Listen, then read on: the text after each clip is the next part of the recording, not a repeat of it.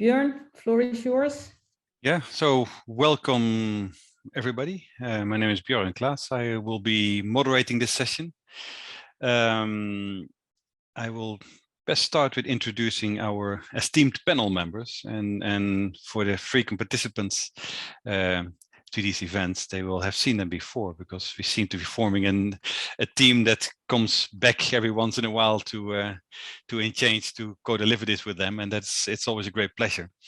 So let me start with Oliver. Oliver is over in Holland. I am Dutch, but I'm not in Holland. I'm actually in the UK. Oliver, please, if you want to introduce yourself. Yes, please. My name is Oliver, and I'm from, at the moment, in the Netherlands, of course, based here. I actually work at the Han University of Applied Sciences, which is one of the University of Applied Sciences in the Netherlands. And we have a bachelor program where I am teaching the subject of supply chain management to first and second year students. So we make use a lot of the games from Ntjenje, so actually all of them. And we're looking forward to use the TTC. My specialization, as stated, it's really supply chain management as it is. And I'm playing a lot also with a lot of data analytics, which also trying to introduce to my students during the programs. Yeah, and more we can discuss them later as we go along. Thank you, Oliver. Next on we have Chris Boone. He is over in the US. I had to look up where you were, Chris, because you were saying there was bad weather coming in the afternoon. I said, hey, if I look outside, it's already dark for me. And it's in the evening for me, right? So I've looked it up, and you're in Mississippi. So I am. So thank you. And again, Chris Boone. I am a assistant professor of supply chain management here at Mississippi State University, and a professional background. I spent 22 years doing logistics and supply chain in the Air Force here in the U.S., and then entered academia a few years ago. Was introduced to TFC, so I've used it at a couple of different schools, and excited about the opportunity today to share my experiences and hopefully learn from many of you, both other panel members and those of you that have joined the session. And again, just looking for a great exchange of ideas and looking forward to the conversation. So thank you. Thank you very much, Chris. And then Igor, we're going over to warm Havana.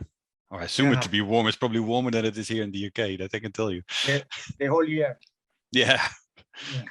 Rub it in. Thank you, Björn. Thank you to Ntjenje for inviting me. My name is Igor. I'm professor at the Technological University in Havana, in Cuba. I am professor of logistics and supply chain. I'm the head of the industrial engineer department. It's the biggest university, technological university in Havana.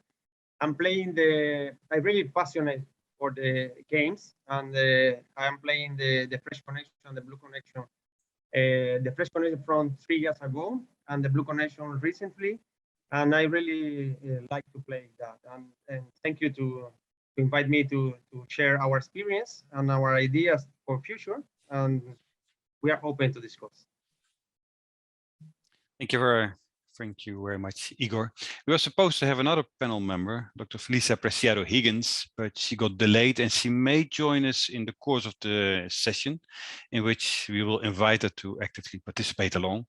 But we may just introduce her briefly if she joins us. So as said, my name is Björn Claes. I am a senior lecturer in operation management at the Open University Business School. I'm here also the teaching director for the master's programs.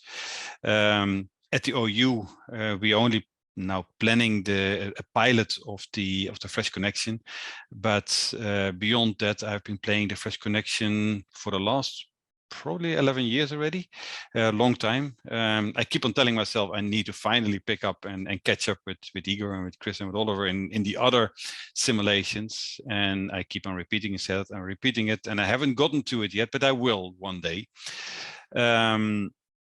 So I teach operations supply chain management both. I tend to be most interested in the human factor or the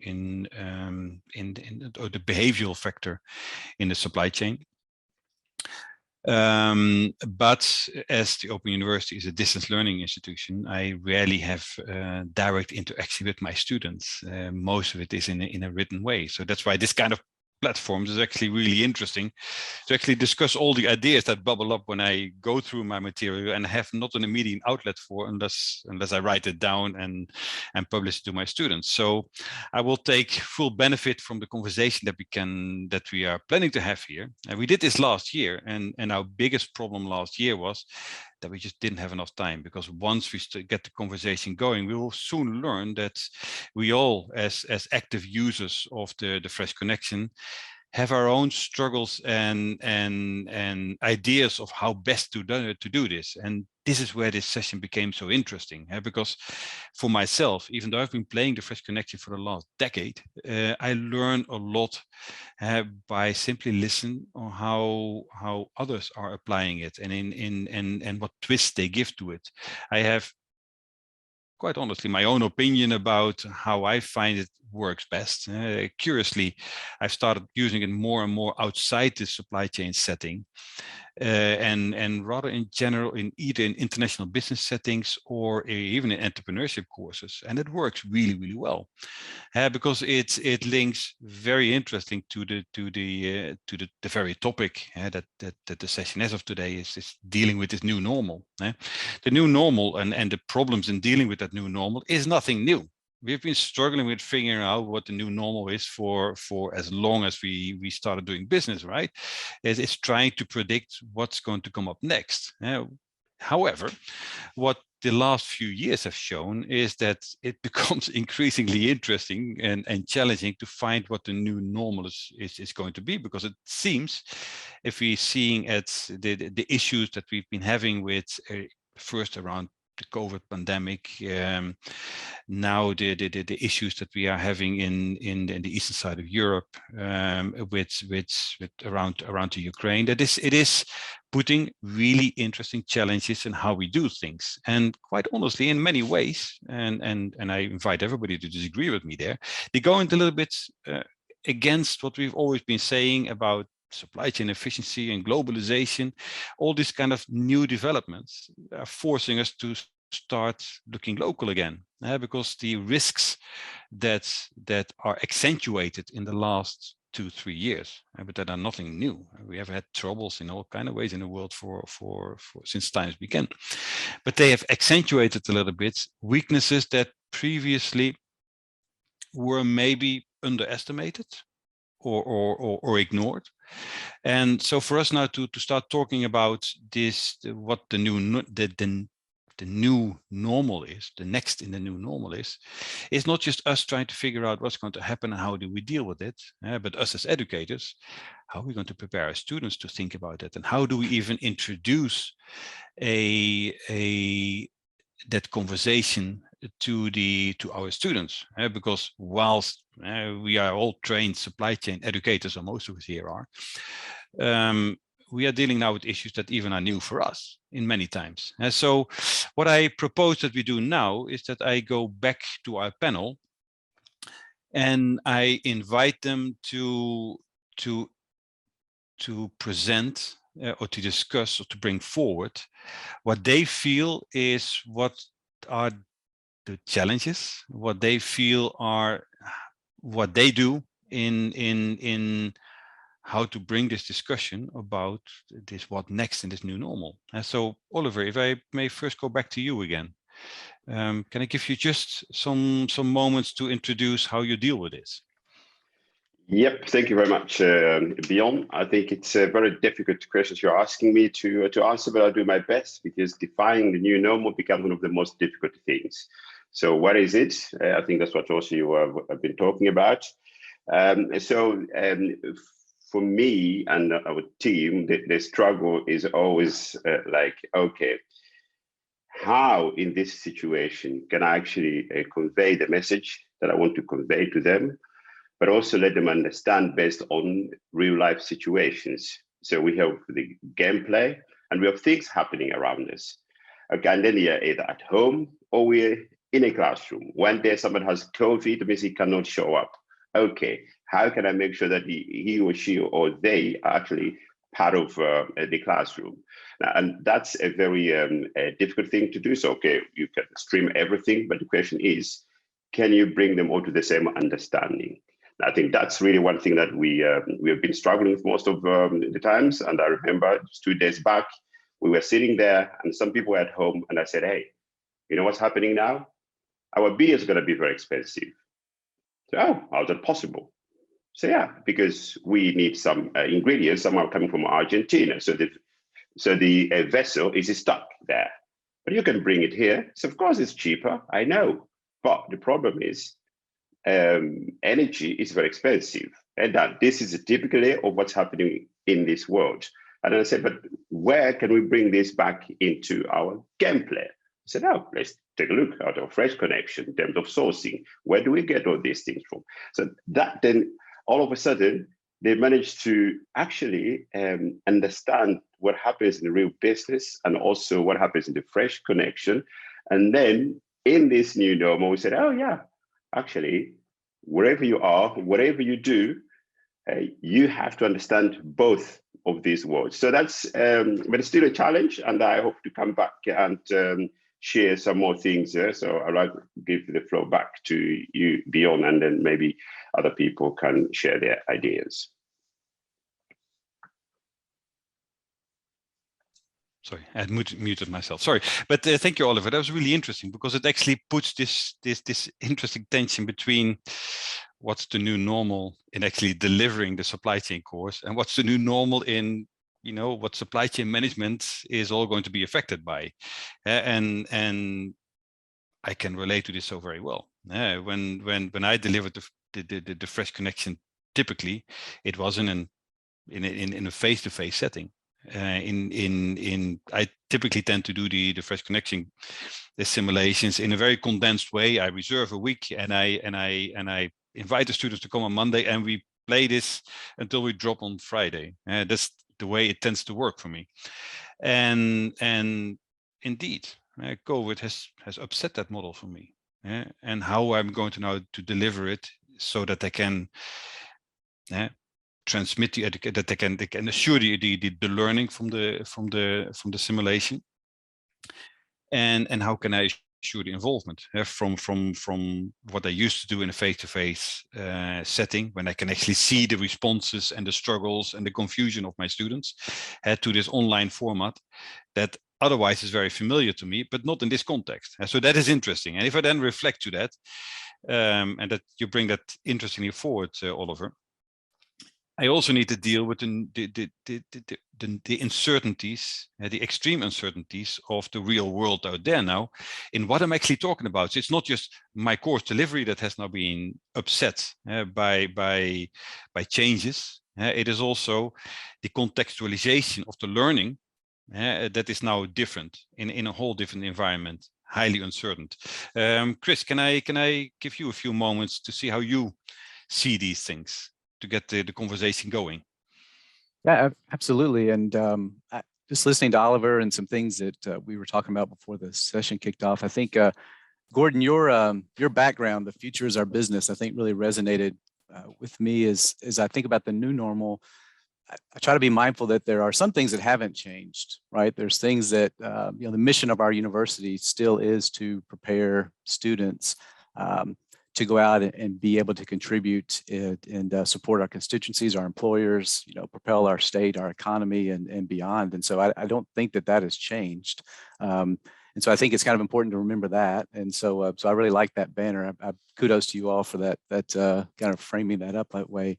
And so then I think the question becomes, well, you know, what has changed, and how do we continue to do that in a way that's effective? And so I mean, certainly we're all on here because we found that, you know, educational technologies like, you know, the Fresh Connection and the others are really, I have found them personally to be very valuable tools in terms of doing that. And one of the ways that I was thinking as we were prepping is that I don't know about the others, and if you're all in academic, all the panel members or the participants are in academic settings, but one of the things that we found really fascinating, I think that's what I would consider new, is that people are coming to the university wanting to major in supply chain.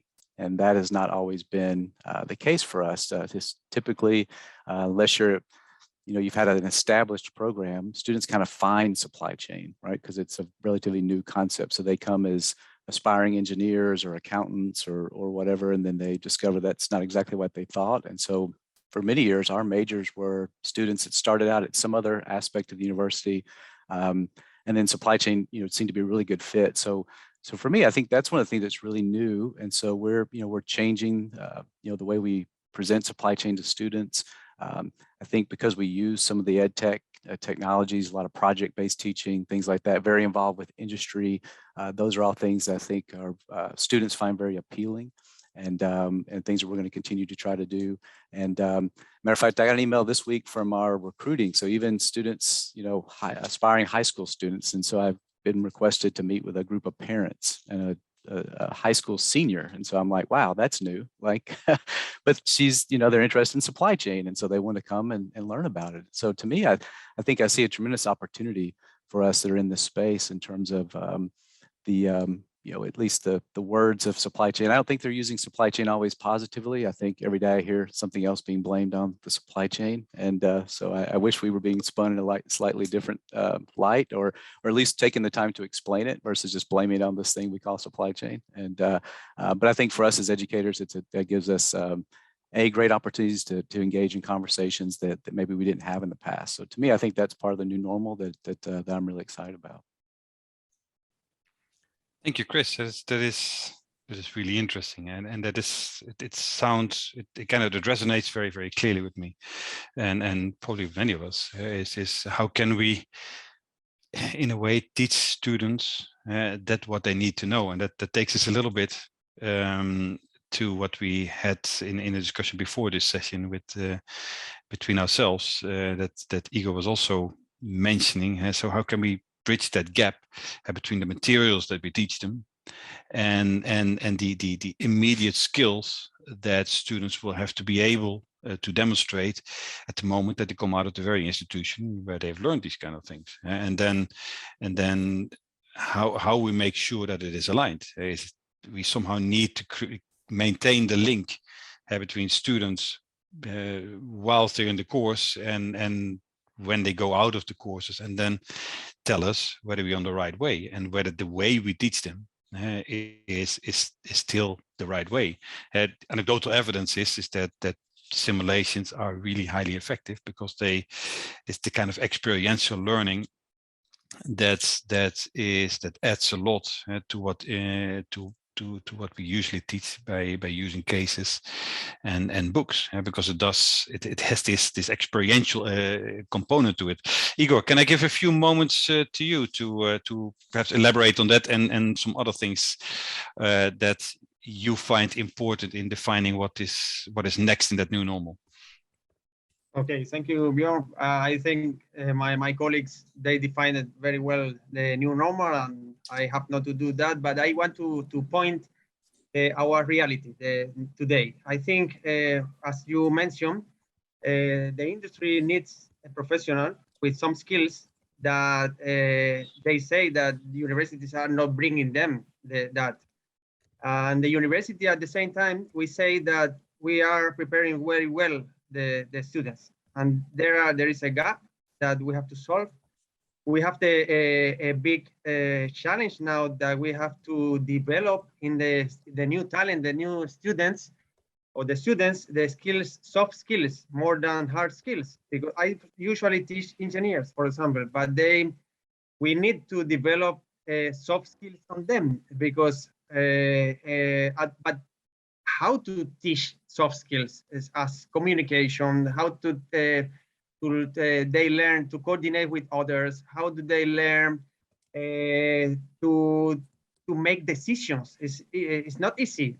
Maybe they read 10 books, but they are not able to take decisions, to make decisions in the real process.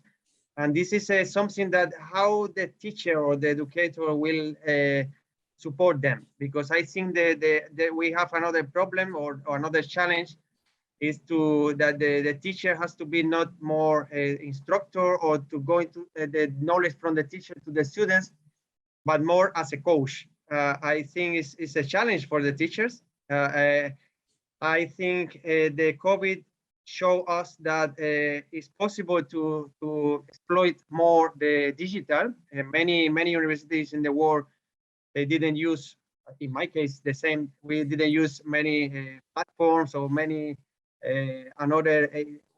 As we are doing now, we can have professors from many places in the world, because COVID showed us because the supply chain had a disruption, but at the same time they showed us that we are connected, and we can do more with that. I think we have the scenario of the industry 4.0 or a change on the industry 4.0 idea is called industry 5.0, that point the human in the center again, and point the sustainability again more important. And then we have to train that people, also that not only the youngers, we have to teach the people from 40, 60, 80 years old, because everyone has the possibility to access with the new technologies to be in the game. I think it's important to think on that.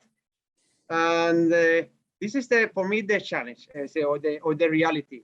I think later we can discuss our ideas how to improve that. I like a word, and not only a word, but the reality is a motivation in the classroom, because it's not easy to maintain these people, this generation in the classroom focused on our lessons or something. Then you have to do something different. I have not the solution exactly, but I think the games are a super effort. It's very important. For now, it's my idea. Thank you, Igor. That's an enormous amount of food for thought, and kind of wanted to open the conversation a little bit to the participants in the session as well, because look, what I already hear from you, Igor, and what I can kind of relate to when I actually have the conversations in class, is that, yeah, as you say, sustainability is an argument that we just cannot avoid. We have to put it front and center in everything that we do, as is the ethics, and that's what you could refer to, that human factor. But particularly now, if I have the discussion, particularly when I have that discussion with my executive students, there's this immediate tension with, okay, yeah, but the costs are going up, and the costs of virtually everything at the moment seems to skyrocket. Here in the UK, gas prices have gone up by 50%. How are you going to deal with that? And how does that now start competing with issues around sustainability and the human factor? And I'm not quite sure what the audience thinks of that. I was informed that there are some very, very experienced Fresh Connection facilitators here in the audience, and that would be actually quite interesting for them to hear how they introduce in the context perhaps of the simulation these real world tensions that the simulation addresses, but maybe not directly, and not as immediately as we see them in the real world at the moment. I'm not sure. I want to avoid cold calling, but I was told, Gordon, you, that you are a long-time user, and Stephen, you. I'm not sure if there is some opinions on that. Björn, I'll gladly talk. Can you hear me okay? We can hear you perfectly. Thank you. Yeah, I'm a long-time user. I don't remember when Hans finally hooked me and got me started. 2013, I think, is when it was. But so I've been using the TFC since 2013 in my undergraduate last semester supply chain strategy class. I also use it in our MBA MS program in a capstone global supply chain strategy class. And I use it as well in my executive EMBA supply chain class as well. So I use it at 3 different levels. The foundational how use may be the same, but it's definitely tailored from one to the other. What I've been doing with the undergrads, because I've been developing it over time, is that I interject into the class some relevant articles on some topics that are both current relevant to supply chain and also will help me get the point across about what's going on from the TFC simulation perspective. So every semester I have a series of 20 articles that I find from Supply Chain Dive, from McKinsey, from Fortune, or from others that are very topical and very current relative to that.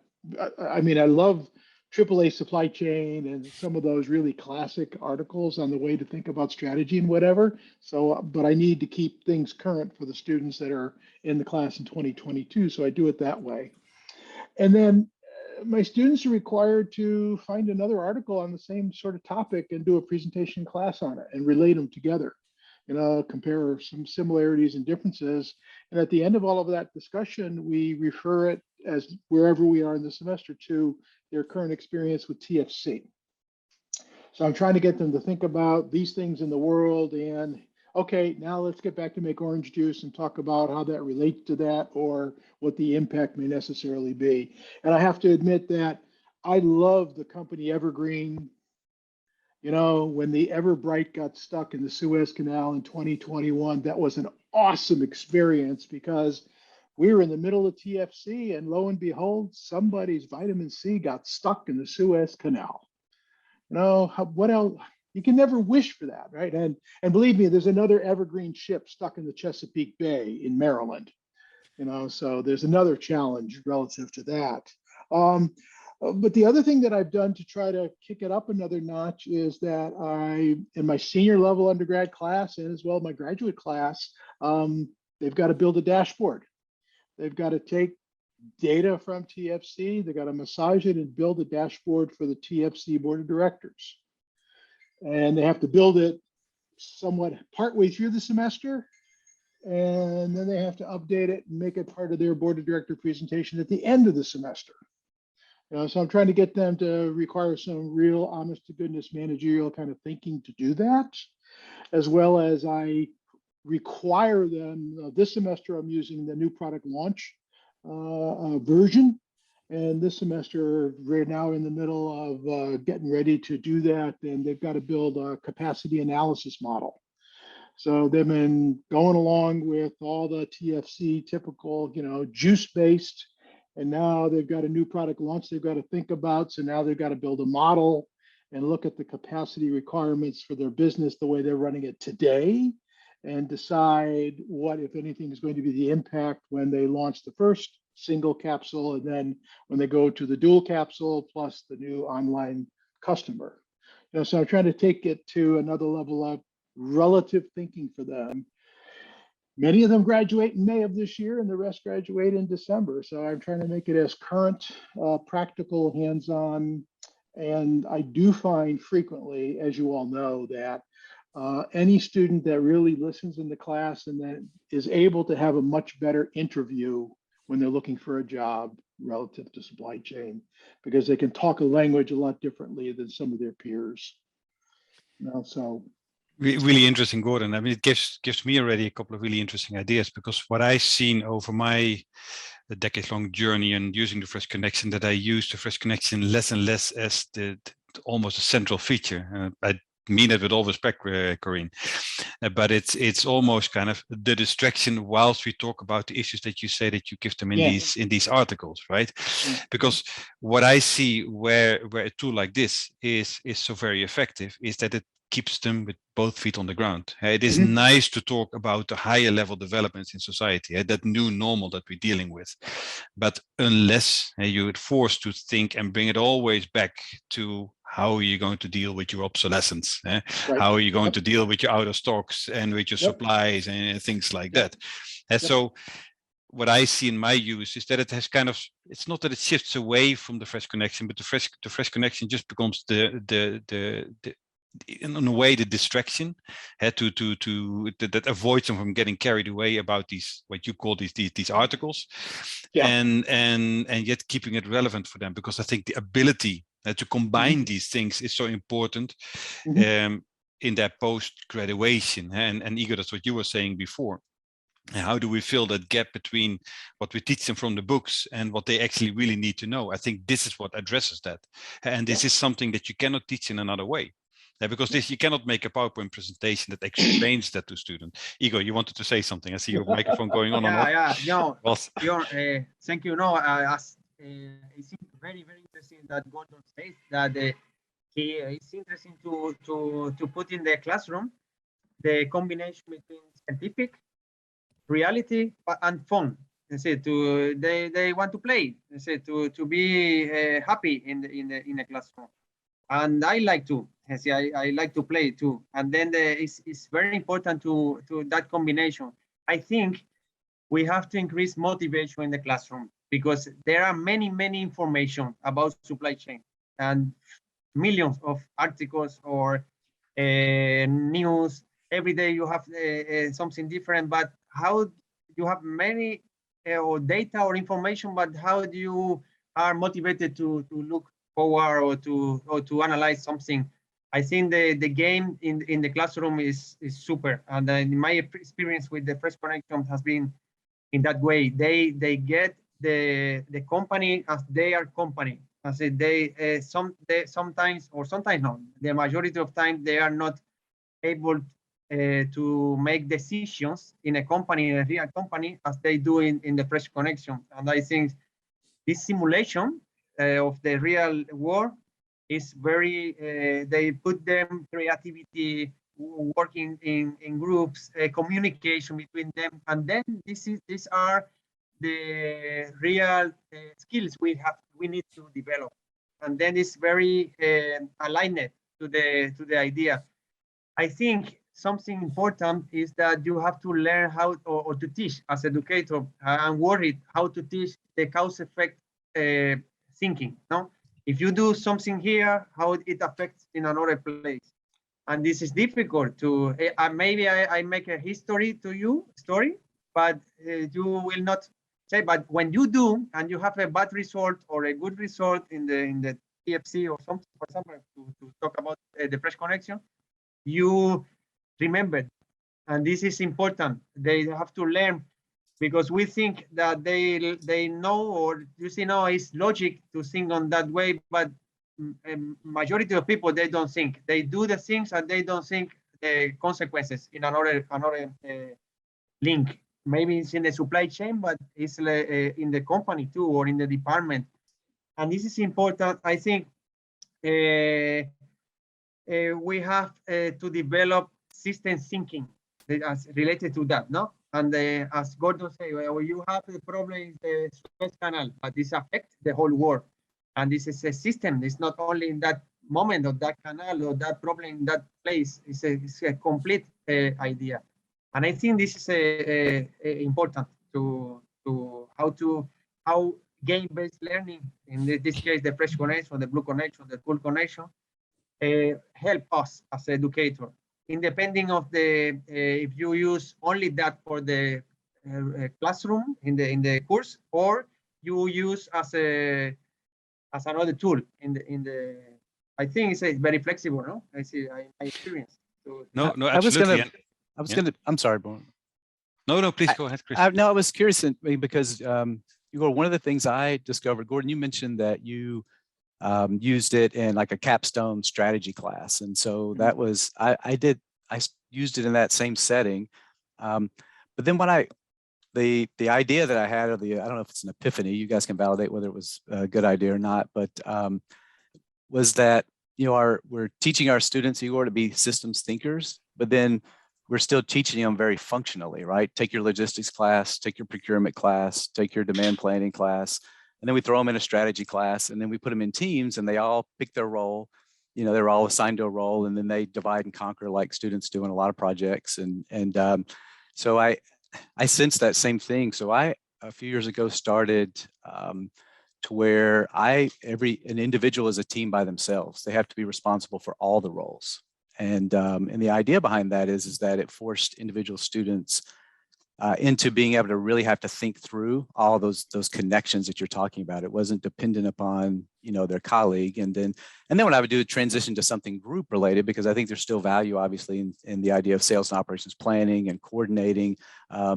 But I really wanted to make sure that they left with that systems thinking. So they weren't allowed to just focus on one aspect of the game, right, or the simulation. They had to really think through it all.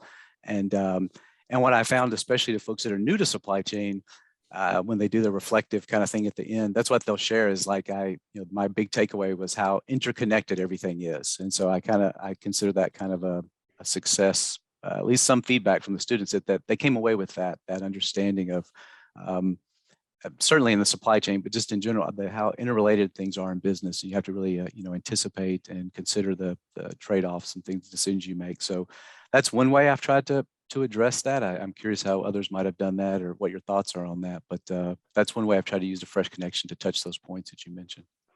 I think it's a great point. If you allow me, Björn, to comment please, by all what means. the speakers, because I think from Chris, your idea was something I discussed with Corinne. She's here; she can hear me.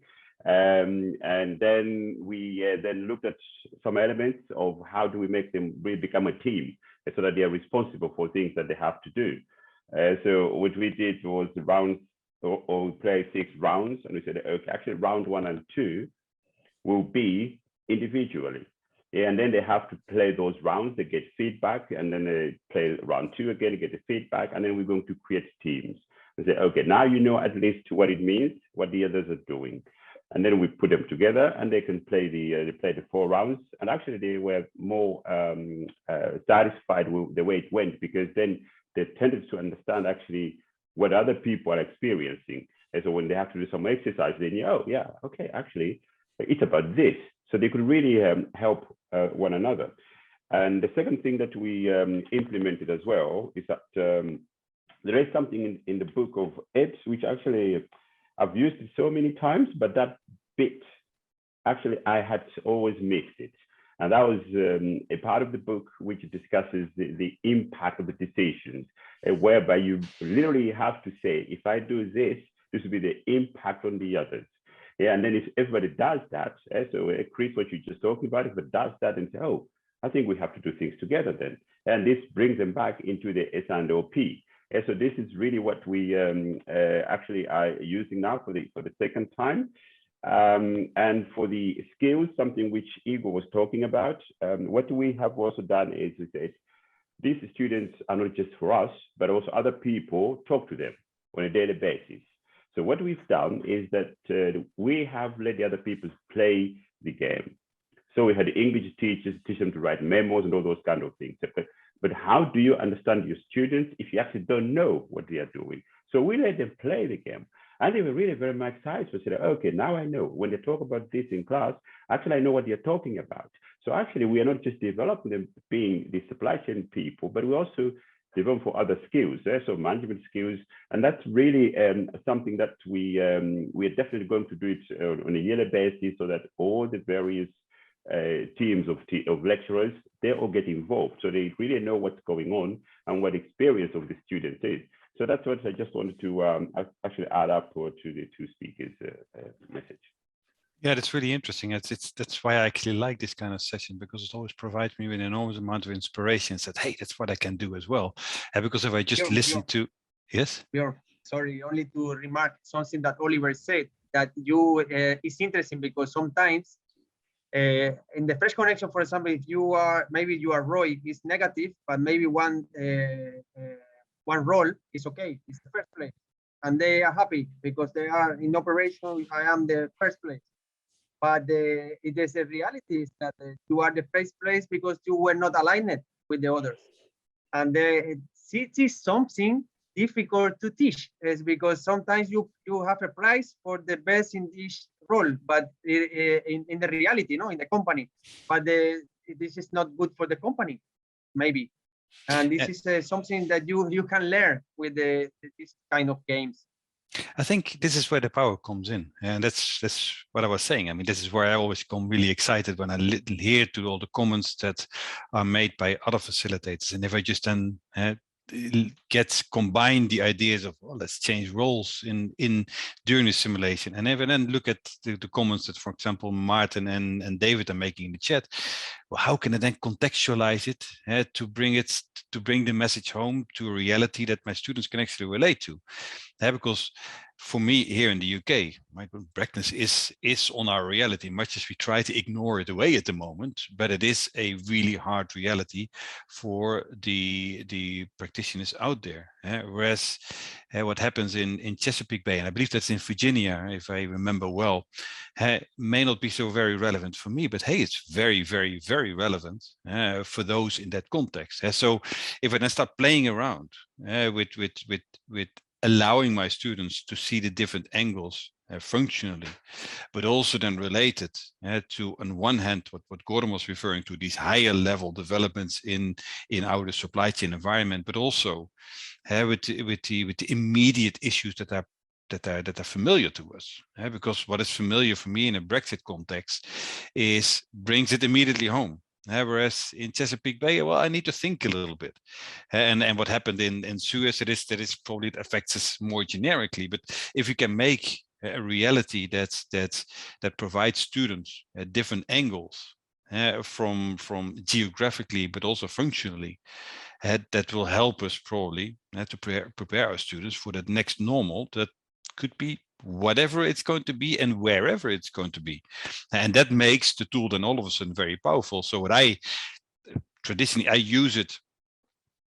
I put a lot of emphasis to what for example, Martin was saying. I like the change of Brexit because simply for the immediate effect that it has on the workplace of my students. But letting them change the roles and then letting them also consider how it impacts their roles. Because Brexit, to stick to that specific example, will affect my sourcing and my supplies, where do they come from, and how all of a sudden, even if the numbers in the Fresh Connection itself doesn't change, but the explanation of how the new reality for us here in the UK has changed, provides opportunities for a really interesting discussion. And the same is if you look at it from an operational perspective, where do we get my people from? Because at the moment here in the UK, we are closing slaughterhouses because we can't find the people to process the animals that need to be slaughtered. That is something that I could, in theory, bring into simulation. And even if the simulation doesn't directly affect it, it is very easy to relate to that. Certainly for us here in the UK in the context of Brexit, you could do that same thing for the example that David was giving, and I believe you mentioned it as well, Gordon. That's the incident in the Chesapeake Bay, and that probably prepares our students in a really effective way to be ready what's out there once they go out there. Right? I'm not sure if there's any more opinions here. I'm quite interested to know, for example, from Martin or from David or from anybody else in the audience, to what extent they bring these things in the different roles. Is there anybody who can maybe provide a perspective there? If not Björn, or while they gather their thoughts, I was curious. Gordon, you said something about how you put a group of articles together, and you mentioned Lee's triple bottom line, and so I'm curious, and anyone that's used it, do you tend to notice patterns of how students tend to approach, or the strategies they tend to choose, when addressing it? So, what I mean by that is, over time, at least early on, I noticed that tend to be because I think it's the most logical, focused on cost, like cost reduction. Versus, and so that kind of became a pattern in terms of, they tend to focus on those things that, we teach. They're very efficiency related and things like that. I don't know if that's something that others see when you're using it or teaching it. Oh, better, cheaper, faster is still the major theme. This semester, I incorporate risk. So obviously in the world of risk and TFC, you've got Brazil, you've got floods, and Florida, you've got hurricanes, and there's only 2 orange juice suppliers. So after the first situation where the students experienced what happened, right? So then in class, that afternoon, as we were talking about, I said, okay, well, how did you make your decision to who your primary supplier was going to be? And 60% of the class said cost. And then I went into a lecture on total cost of ownership. And then the light bulbs began to go off, and they said, oh, well, gee, yeah, there's an extra 15 days of lead time down there. And what's the possibility of the risk with that? And what it's going to do? How am I going to cover myself with safety stock and all of that? So unfortunately, they had to get burned, so to speak, before light bulbs went off, and they didn't touch it. So either we talk about total cost of ownership in our sourcing class, but it just didn't sink in enough to be something to apply when they're thinking about making a decision relative to sourcing a supplier for oranges. And also, hopefully after that experience, it'll stick with them as they go forward. Well, and so I used the other Lee article, the one about the aligning it with your uncertainties. So it kind of builds off the Fisher article and then the uncertainties. And so and I see that Tracy's on here. So a couple of years ago, I started having them do the first 4 rounds and kind of going like what you were saying, Bjorn. You can, even within all the different variations and variants, you can still control the experience in the simulation. So I would cap like your shelf life can only be this high. So I would limit it. Like you can only promise a maximum of this, and then they couldn't run any sales, and they had to lower their service level promise. So that in essence lowered the contract index. So it forced them to compete on the cost became very, very important because their revenue was limited, right? They couldn't. And then the next 4 rounds, I made them chase responsive strategy. So I went the opposite direction. I forced them to put 80% shelf life, 95% service level, medium, promotions, and so introduce uncertainty. And then suddenly, as you can all expect if you're experienced with it, obsoletes are 30% around that first round, and everyone's like, what happened? And I don't know. Well, let's talk about what happened. You have a different expectations of customers. You have, you're not.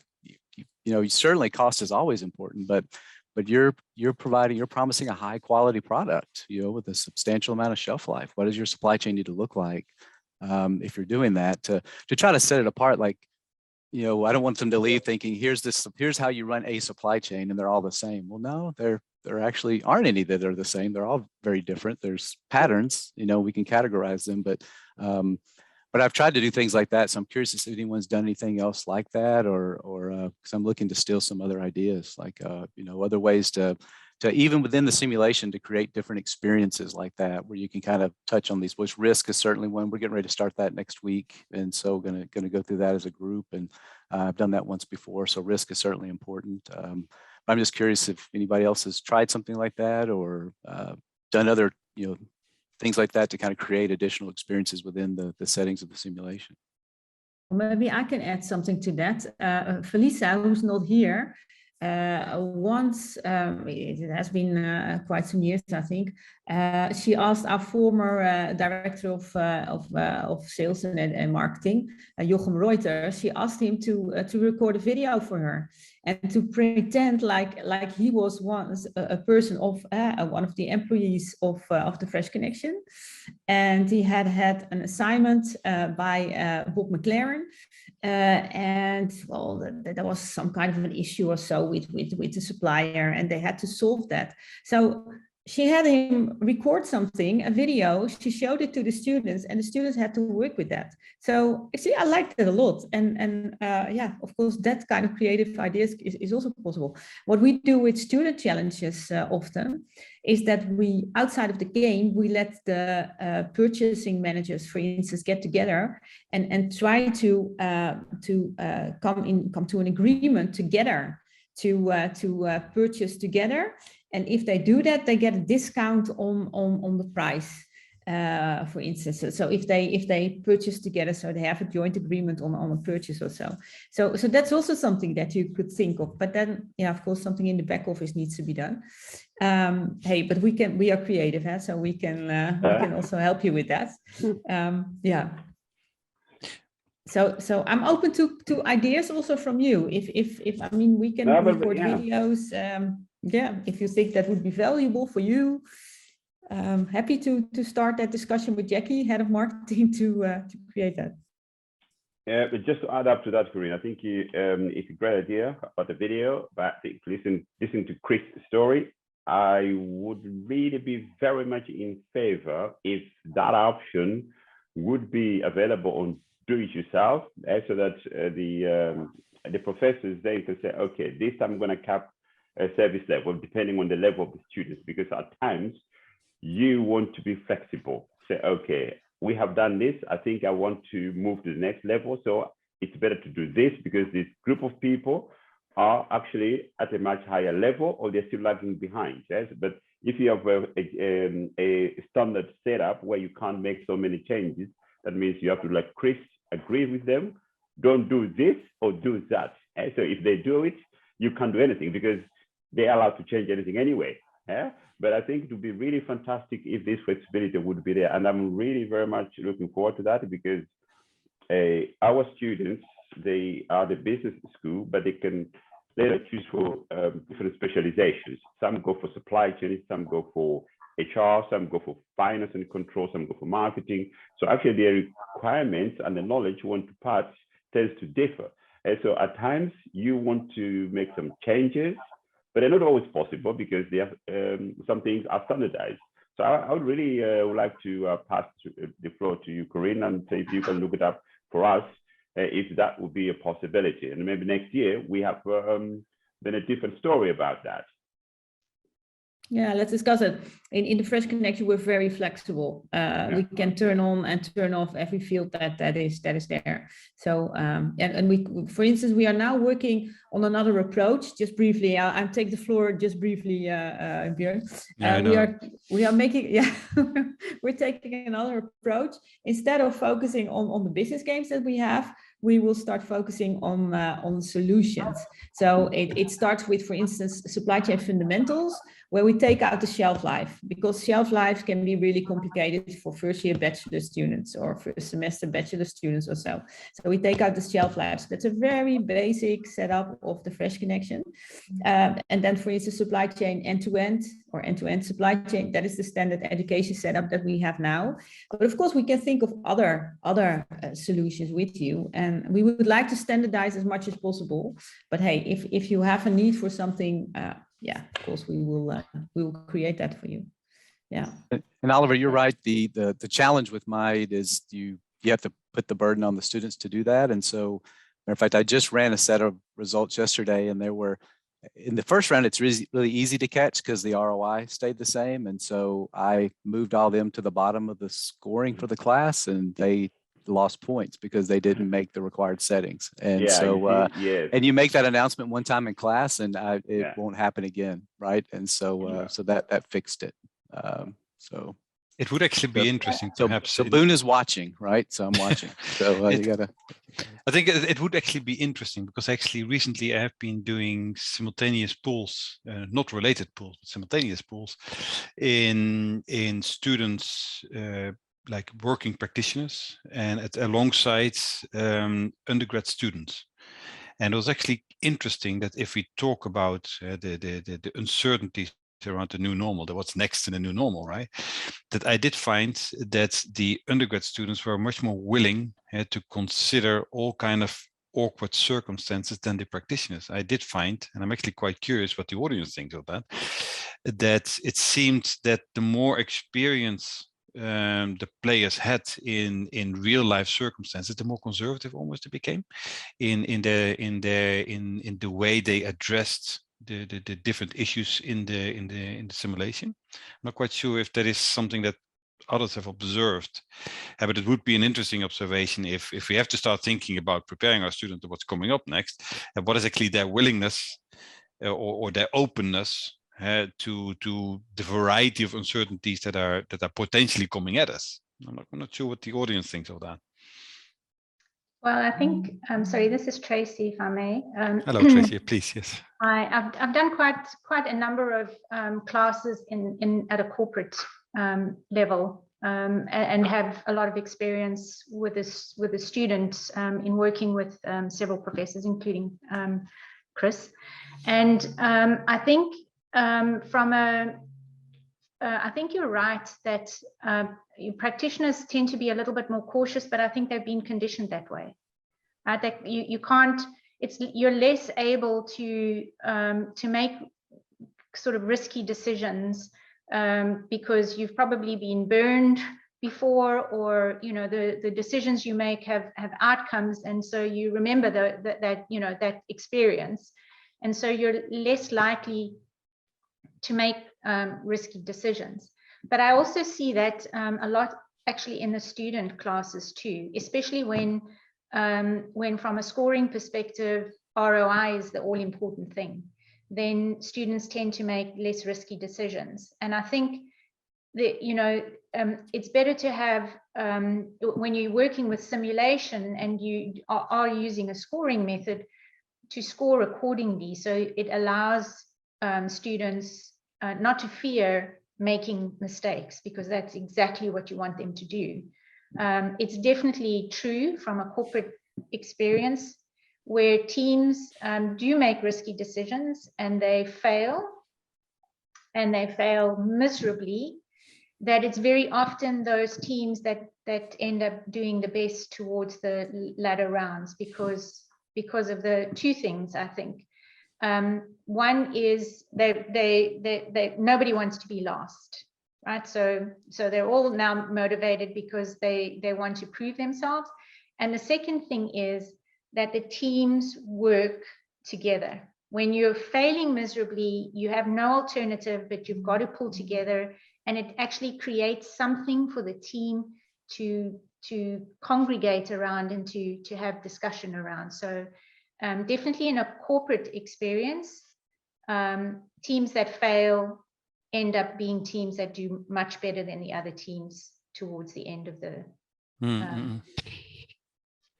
No, that's really interesting, because it's to me it's always this why are they more conservative? Are they more conservative because indeed, as you say, they have conditioned that way, or because they're, maybe that's a generational thing even, just a willingness to think in crazier issues. What I noticed when I was in the last rounds that I was actually teaching the practitioners is that they almost overanalyzed, and that it didn't help their decision making. They were getting stuck on calculations that, yes, they are important, but in the bigger picture, they didn't really have all that much of an impact, right? They have to keep faith. You have to understand as well, when you're working with your peers and you're supposed to be a supply chain practitioner and you're supposed to know what's going on, and you're making decisions, people are sometimes afraid of making those decisions because of, if they're wrong, what would it look like? What will they look like to their counterparts? So yeah. That's another reason I think that from a practitioner perspective, sometimes people are reluctant to make. Whoa, Tracy, an interesting point. Maybe it's a good thing to think about how can you create then an environment which is safe for people to feel, to feel like they're themselves. Because now what I hear is actually people being afraid of making mistakes in such an environment. But then I think we really have a different question that we'll be thinking about. So if we are doing this as a practitioners, whatever team, how do we make sure that the environment is conducive? Because I think this is also really a thing we definitely should have to consider. One of the so Björn, one of the things I posted a link there that is just wanted to make a reference to that. Yes. Yeah, it's because so I try to have that conversation, right? Is that the simulation is an opportunity for you to learn and to explore and to try to disconnect a little bit from the opportunity from the grading. And so one of the ways to do that is that spaghetti tower. I'm sure there's others, but there's some unique kind of stats around that if no one's seen that before. But they put MBAs and different groups in there, and it's the kindergartners that tend to do the best, and it's because of their mindset, right? They're willing to explore and try something and try it again. And whereas the MBAs, we want to SWOT analysis it, and we want to, we're very structured problem solvers, and and by the time we get to a solution, the kindergartners have built a giant tower. And so I think part of it is the mindset. And so I have that discussion. That doesn't always help, but at least you try to plant those seeds. And then I think with Tracy and others, I've tried to figure out creative ways for grading, right? And so because at the end of the day, our students are concerned about grades. I'm not as familiar with the, on the other side, but so I use the ROI ranking, and then, but I have them do round reports. And so the ROI is only a part of the grade. And so, I try to tell them that even if you're the worst, the lowest, if you're, number 40 out of 40 every single time, the worst you can do is this, right? And so it puts a cap, like you're still going to be able to make it 80% if you do all the other things, even if your ROI is the worst every single time. And up until last semester, I could honestly say that no one had ever been worst every time, but I can't say that anymore. But and then the other thing I've experimented with was to split the points for an improvement grade, right? A percentage. So I would subtract the ROI from one round to the next and say, okay, you're not the best, but you had the most significant improvement. And so to weight that, so that drove a continuous improvement kind of mindset. So the person that had the best wasn't, because they're also afraid of doing worse, right? So they would not make decisions because now they're afraid they'll go down. And so I'm like, well, if you have to improve, or you're going to lose points, because that's just the reality of business. If you stay where you are, you're actually losing. You're not, so I try to take that part of the game. And so I've toyed with different, trying to manipulate the points a little bit to try to incentivize that. Oliver, it hasn't overcome the anxiety or hesitation from students, but I certainly think it's to try, I've had those same concerns you're addressing and have tried to take steps, either in terms of, how you present it and trying to create a mindset, and then also with the grading, to try to experiment with a couple of different ways there to try to, again, incentivize that willingness to try things and learn through the simulation. But I'm open to other ideas as well, because it's certainly not perfect. And, but just trying to address that issue just like you are. May I ask you a question to Chris Sure. and Tracy, if I may, because now I'm getting stuck in the environment of what's the goal that people want to achieve. I think that plays a very important role, because what we do, we say, okay, we want to use the fresh connection to teach them supply chain management. So we're actually not saying, hey, okay, supply chain management, you have to apply it and see that you can get a higher grade. No, okay, you don't know what it is. Okay, I can give you a theory. I can take a book of all those people around Earth. Everybody's writing everything, articles. They said, no, but we want you to play the fresh connection. By playing the fresh connection, you're going to motivate each and every choice that you make. So what do you expect? And why did you make any calculations? We got formulas can help them to, and then they have to make decisions. So for us, is that maybe only 5% of the total grade comes out of the return on investment. So we say, okay, if it goes beyond, let's say 6 or 7 or 8%, you will get 1.1 on a score of something else, or 1.05.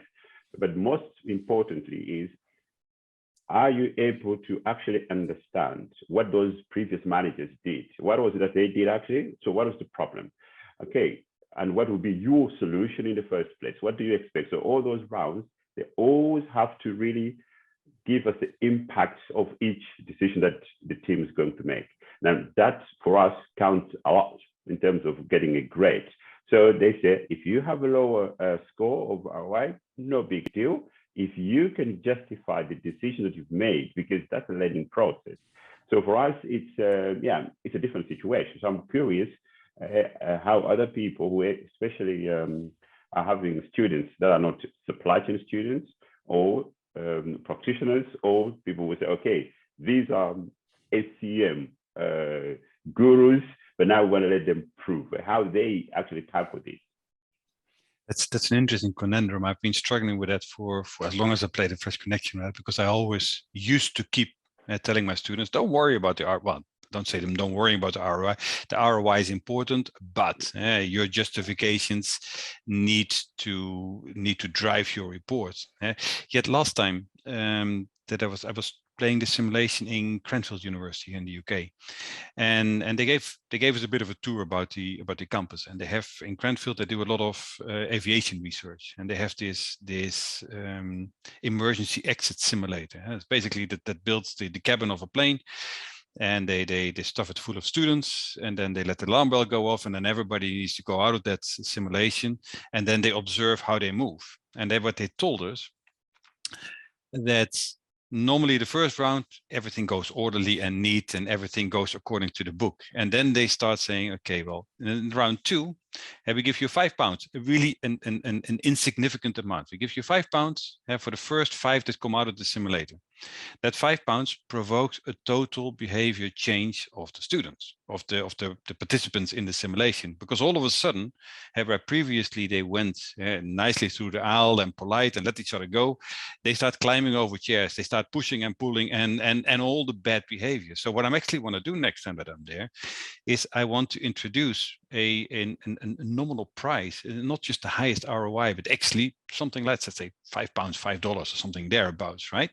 Because it does change behavior. And what it actually does help me, that I then have a goal to to talk about the justifications of their decisions, because they seemed, the students in this simulation, at least in this emergency exit simulation, seem to be blinded by these 5 pounds. They forget everything, even if 5 pounds is really, you can barely get a beer here in the UK for that, right? So it doesn't do a lot, but it does change behavior. And if we want to teach students, or we want to prepare students for the real life out there, we need to bring in perhaps a component of real life. Because for me, just telling them, well, look, it's the why you decided what counts, rather than the what you decide. And so I used to tell my students, well, look, if you go from I don't know, a minus, from a positive result, and you crash into the minus, I don't count it in your assessment, provided that you give a good justification for that. But that gives them then almost like a bit of an aimless testing around. If there is some kind of a benefit for them in it, I'm very curious to see how that will actually change their behavior, because just being the highest in class, in my opinion, isn't always good enough. So that's what's on my planning to do next time around, that they're going to do, that I'm just going to I'm going to dedicate 20 pounds to the winning team and invite them for a beer, right? I'm not quite sure how others in the Björn, audience deal with that. I'm going to tell them if they want to earn money, they can take your class, right? So I'm too cheap to do that. But so Oliver, your first, what I heard you say first though is kind of understanding the why, or the motivation. And so I think, I think that's a really, really important question. And so part of it, the why for me is Igor, you mentioned, I actually start my class off with many of the quotes from those studies you've mentioned about, here's what employers think about our students, and here's what employers, and I pick all the worst ones, right? And so to make a point and say, like, employers think you're lacking these things.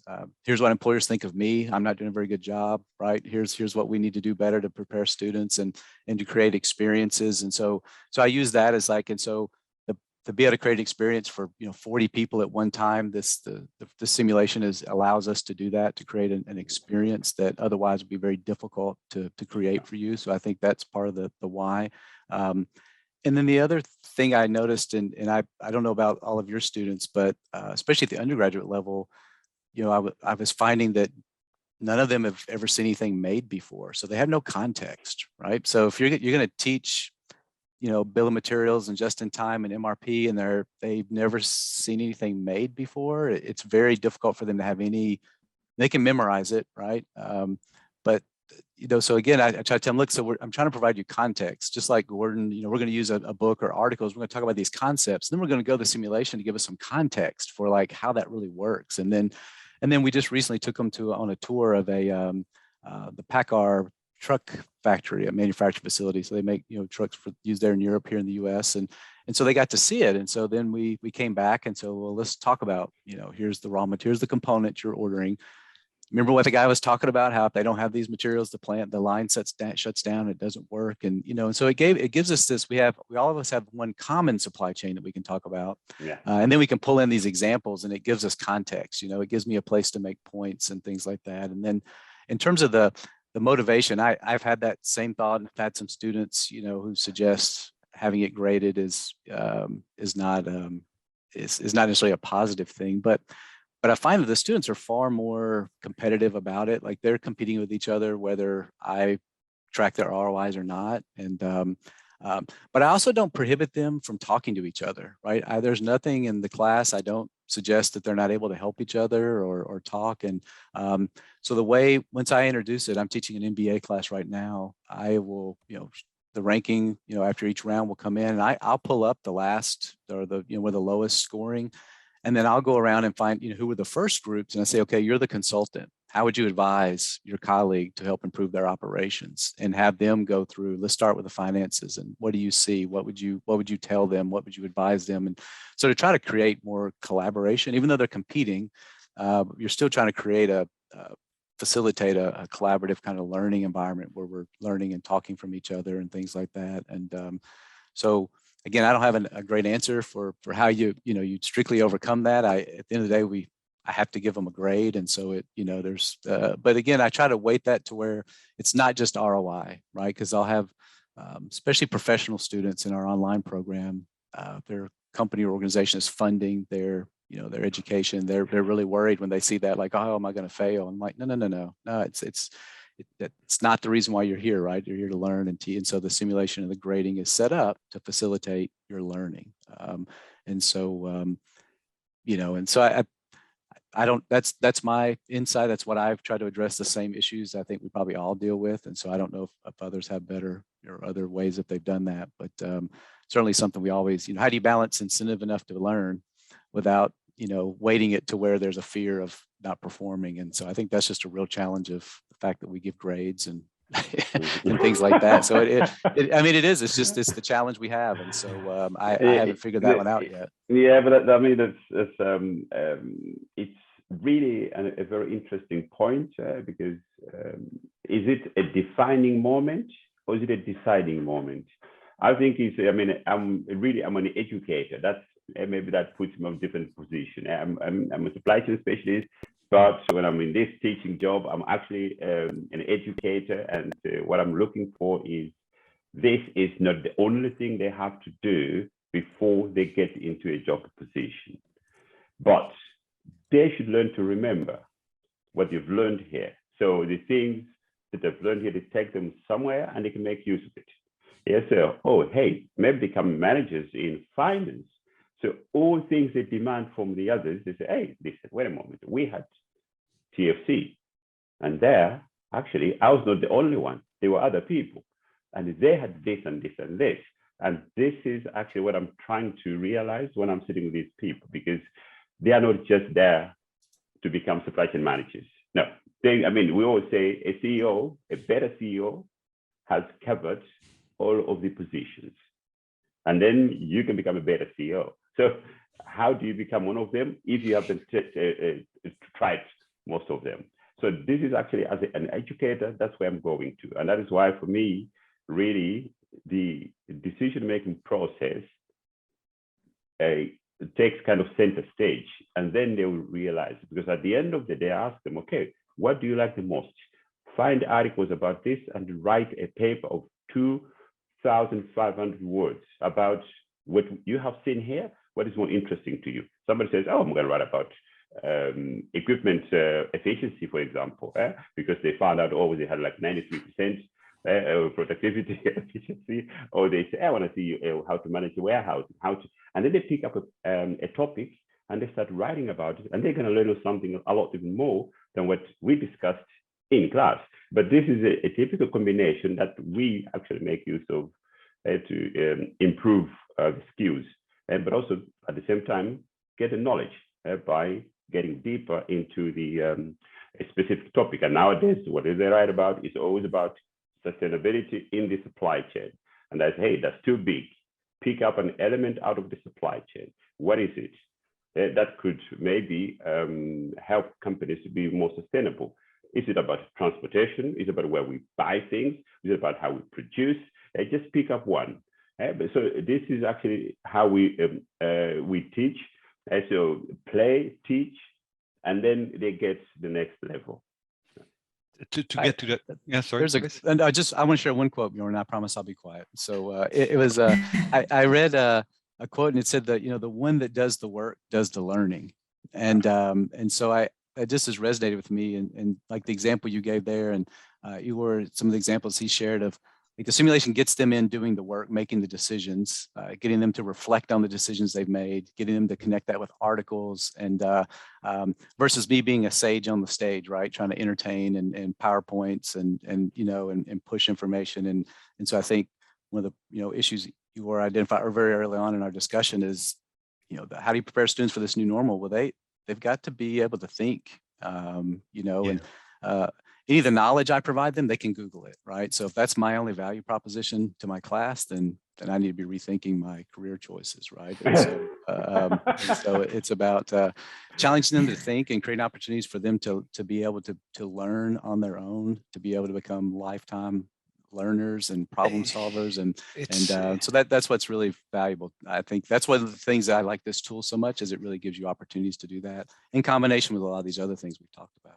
I can so much relate to that. A student of mine a couple of years ago provided me with a link to a sketch by Louis C.K. That's an American comic, and he's a bit controversial, but I've been using this little YouTube video for ever since, because it's basically the comedian Louis C.K. sitting in his kitchen trying to have a discussion with his 5-year-old daughter who wants to go and play outside at 5 o'clock in the morning. And as a responsible father, he of course says, no, I don't allow it. And then there comes a whole series of why don't you allow it? And then because the sun has come up, why does the sun come up, etc. And it goes on for 3 minutes. And I use this video because that's exactly, Chris, how I want my students to use all this learning that you were referring to. It is always, why are you actually doing all these kind of things? Why are we taking decisions that we are taking?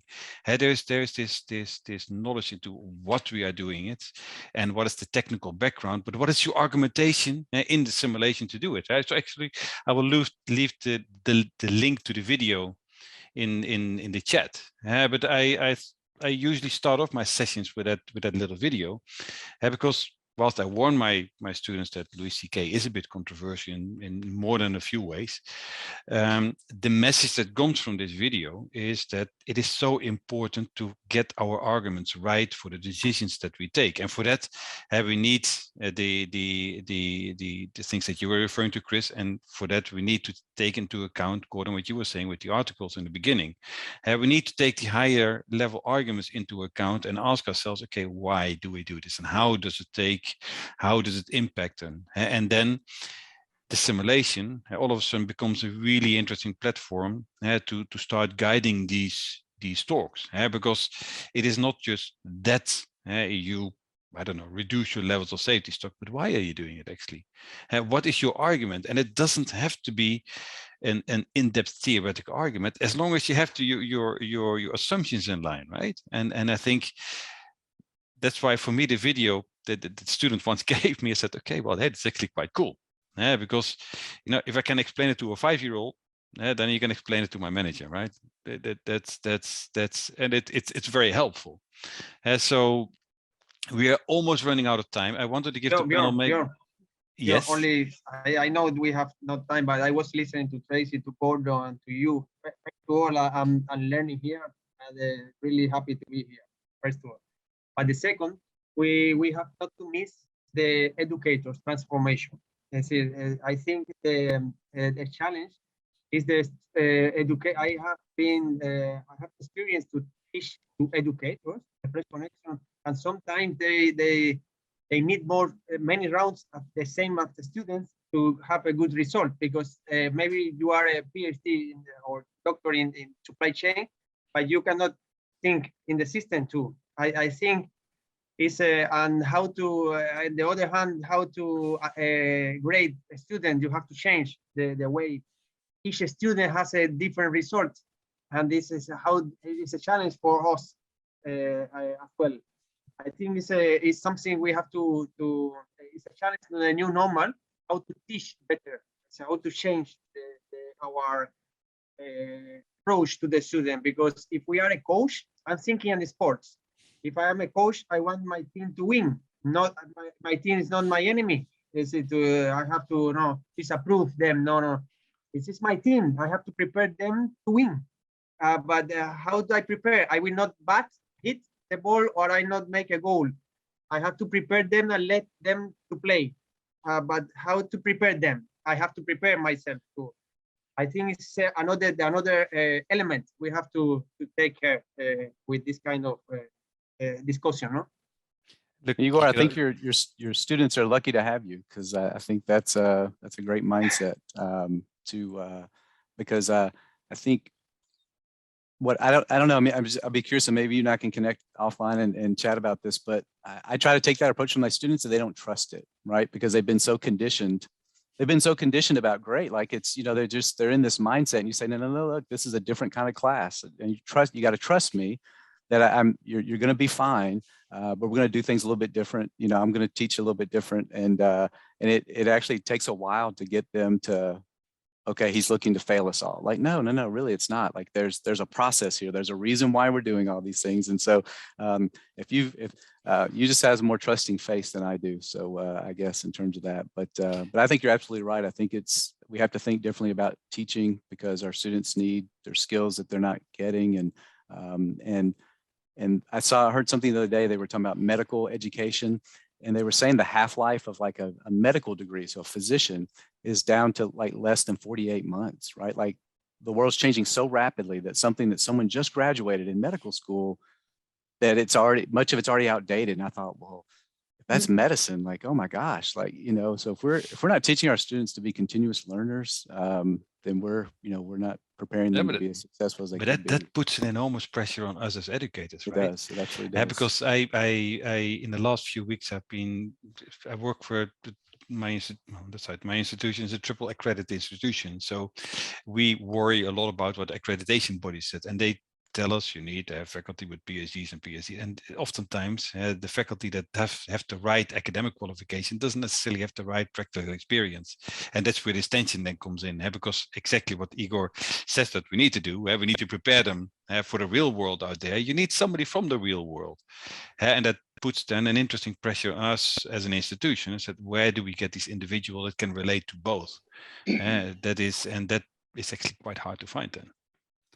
I really have to stop you here. We're running out of time again. We are in this exciting discussion, and we have, and next time we have to make it 3 hours, I think, but we won't do that. I promise you, Igor, I think it's an excellent topic. We've been discussing also, Björn and I and some other teachers to have a network meeting every quarter, for instance, every 3 months or so. And I think the next one could be about the changing role of the educator, of the instructor. So I think that would be a great topic to relate to. But now we really have to move to the next session. Björn, would you like to say a last word? I would like to thank all of you for being here. The next session is by Daniel Stanton about supply, demand, consumption, how to respond to tomorrow's supply chain disruptions, Mr. Supply Chain. So I hope you will follow me to that session. And after that, we have Chuck and Tracy, our education partners in the US, who will share with us their support, or support of new teachers, onboarding them, but also existing teachers, how we help them. So. I just want to thank everybody as well. It's always been greatly motivating having this conversation like that. And I was keeping a very close eye on the clock. I was 45 and I had 4 minutes to go. So I wanted to use the 4 minutes, but it's just an invitation to come along in these chats that we're planning, because this is where we want to continue this conversation. So thank you very much, everybody, and have a good rest of the conference. Yeah. Thank you so much. Thanks a lot. Okay. Bye-bye. Thank you. Bye. Björn. Thank you, Oliver. Thank you.